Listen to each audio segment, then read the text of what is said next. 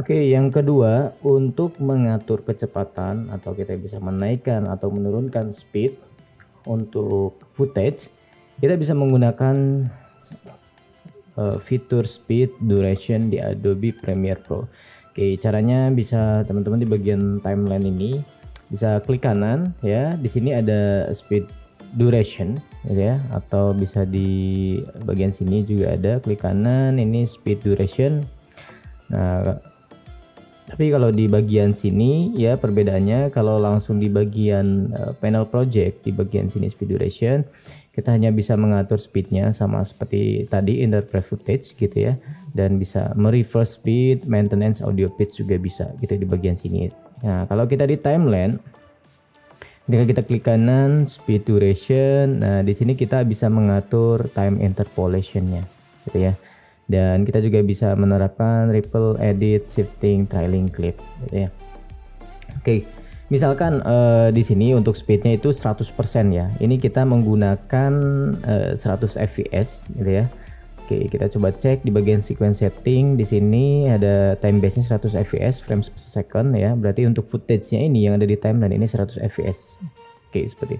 Oke, terus kemudian saya coba klik kanan speed duration. Nah, untuk menurunkan 100 fps berarti sekitar 25% maksimalnya gitu ya. Jadi kalau misalkan saya turunkan, kecuali kalau teman-teman di sini pakai 120 fps itu bisa sampai 20% ya. Kita di sini 25% itu paling slownya kayak gitu ya.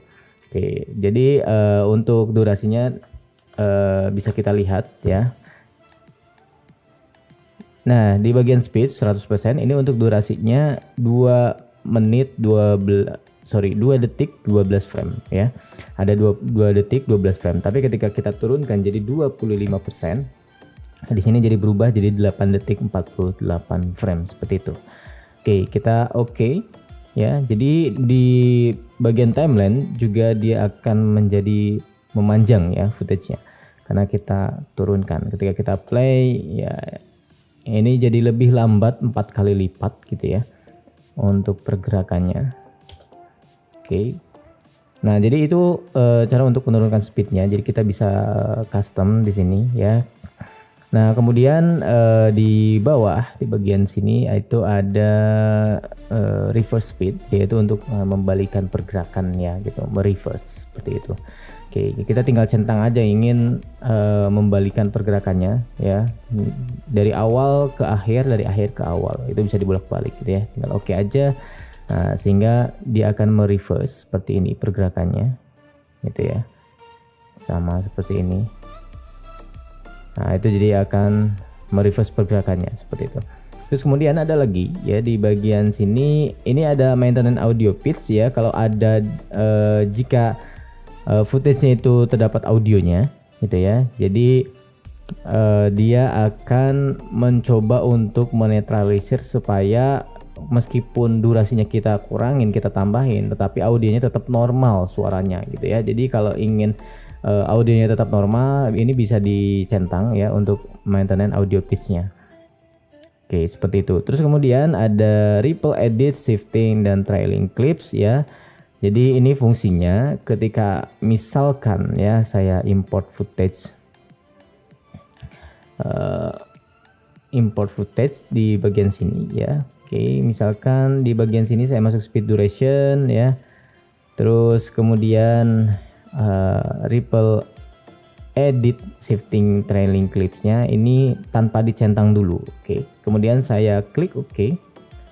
Saya ubah dulu jadi 5, misalkan jadi 100%. Ini saya ubah jadi kembali 100%. Kemudian ini tanpa centang ya. Kemudian saya klik oke. Nah, secara otomatis dia footage-nya akan memendek, dan di sini ada space kosong ya.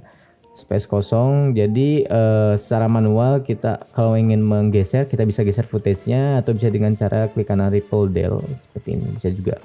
Nah, tapi ketika kita menggunakan, saya ulangi, klik kanan speed duration, ketika saya centang di bagian ripple edit ini ya, saya coba kembalikan normal 100%. Oke, kemudian saya klik oke. Secara otomatis tidak akan ada space kosong ya. Secara otomatis footage yang ada di sampingnya akan ikut merapat gitu ya. Ripple Dell-nya itu aktif secara otomatis. Jadi kita tidak perlu bekerja 2 kali. Nah, ini kalau kita ingin tetap menutup gitu ya. Tapi kalau ingin memberikan space kosong, ya jangan dicentang seperti itu. Sesuai kebutuhan.